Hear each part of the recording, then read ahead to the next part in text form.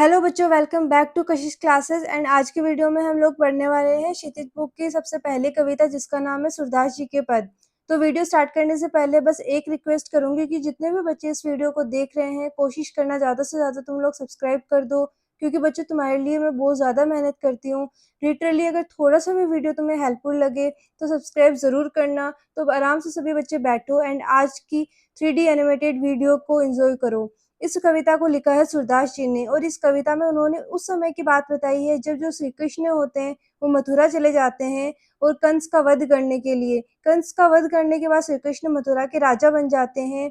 तो जब से हमारे श्री कृष्ण वृंदावन को छोड़कर मथुरा में हमेशा के लिए बस जाते हैं, तब जो गोपियां होती है, जो उनके बचपन की मित्र होती है, वो उनकी आशा देखती रहती है वृंदावन में।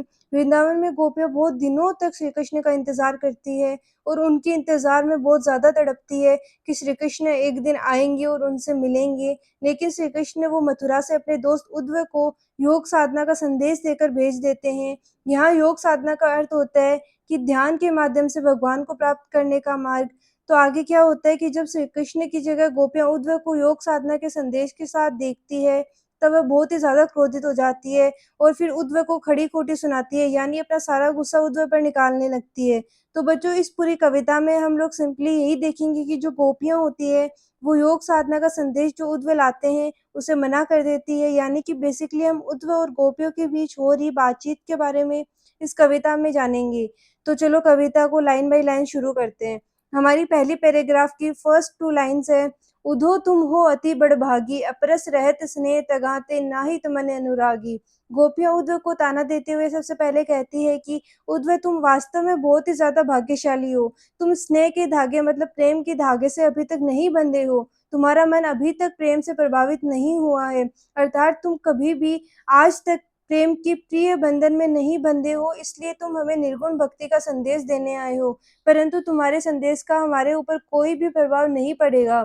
हमारी आगे की लाइन्स है। पुरैनी पात रहत जल भीतर, ता रस देह न दागी। जयों जल महा तेल की गागरी, बूंद न ताको लागी। जिस प्रकार कमल की पत्तियां पानी के अंदर रहती है, फिर भी उनके ऊपर जल का कोई अंश मतलब कोई निशान नहीं होता, और जिस प्रकार तेल की मटकी जो चारों तरफ से तेल से सनी होती है, उसके ऊपर भी जल नहीं टिक पाता है, उसी प्रकार से तुम्हारे इस संदेश का हमारे ऊपर कोई भी प्रभाव नहीं पड़ने वाला है, क्योंकि हम सब गोपियां कृष्ण प्रेम में इतना ज्यादा लीन है कि हम पर तुम्हारे कोई भी संदेश का प्रभाव नहीं पड़ने वाला है।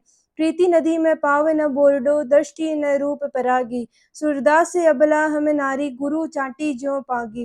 गोपियां उद्धव को कहती है कि तुमने कभी भी प्रेम रूपी नदी में अपना पैर नहीं डुबाया है, और ना ही तुम्हारी नजर किसी भी सौंदर्य पे मुग्ध हुई होगी, इसीलिए तुम हमें श्री कृष्ण को छोड़ने का संदेश दे रहे हो। यदि तुमने भी कभी किसी से प्रेम किया होता तो तुम भी हमारी पीड़ा को समझते और हमें ये संदेश नहीं देते, या फिर तुम कभी भी हमें ये योग साधना को अपनाने का संदेश नहीं देते। गोपियां आगे कहती है कि हम तो भोली भाली स्त्रियां हैं जो श्री कृष्ण के प्रेम में मुग्ध हो चुकी हैं, यानी कि हमें कृष्ण प्रेम के अलावा कुछ नहीं दिखता है। हमारे लिए कृष्ण प्रेम उन चींटियों के समान है जो गुड़ से लिपटी हुई होती है। अतः तु अतः तुम कभी भी हमें श्री कृष्ण प्रेम को छोड़ने के लिए विवश नहीं कर सकते हो। हमारे दूसरे पैराग्राफ के पहले 3 लाइन से, मन की मन ही मांझ रही, कहिए जाए कौन पे उदो।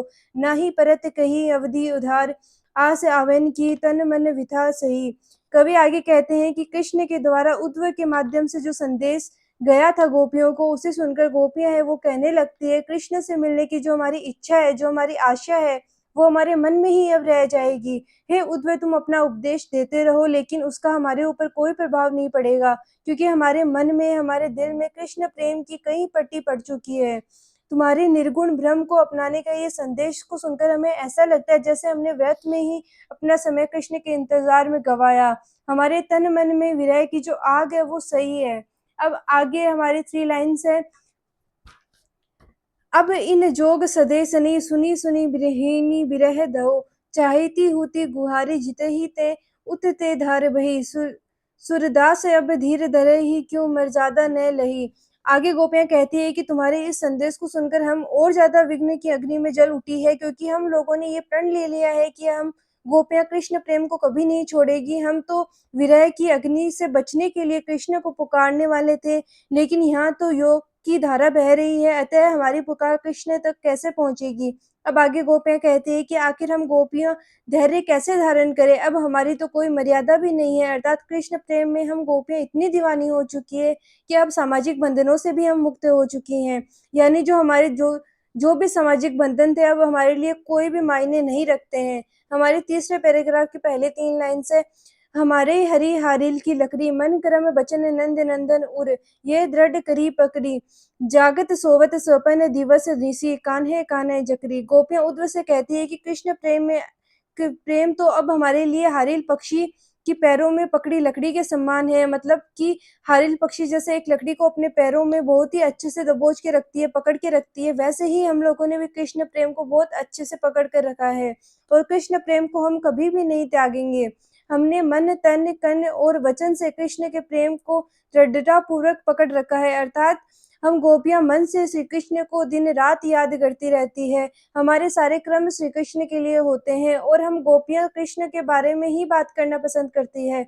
अब हमारी आखिरी की 3 लाइन से सुनत जाग जागत है ऐसो ज्यों करोई ककरी सू तो ब्याधि हमको ले आए देखी सुनी न करी यह तो सुर तिन्हि ले सौंपो जिनके मन चक्री। गोपियां आगे कहती है कि तुम हमारे लिए इस निर्गुण योग साधना को अपनाने की बीमारी कहाँ से लेके आए हो? हमने तो इस बीमारी के बारे में ना ही सुना है, ना ही इस बीमारी को देखा है। इसके बारे में सुनना ही हमें ऐसे लगता है जैसे किसी ने हमें कड़वी ककड़ी खिला दी हो। जिस तरह कड़वी ककड़ी को खाया नहीं जा सकता, उसी तरह कृष्ण प्रेम को भी कभी छोड़ा नहीं जा सकता और उसे छोड़कर योग साधना के मार्ग पे नहीं चला जा सकता है।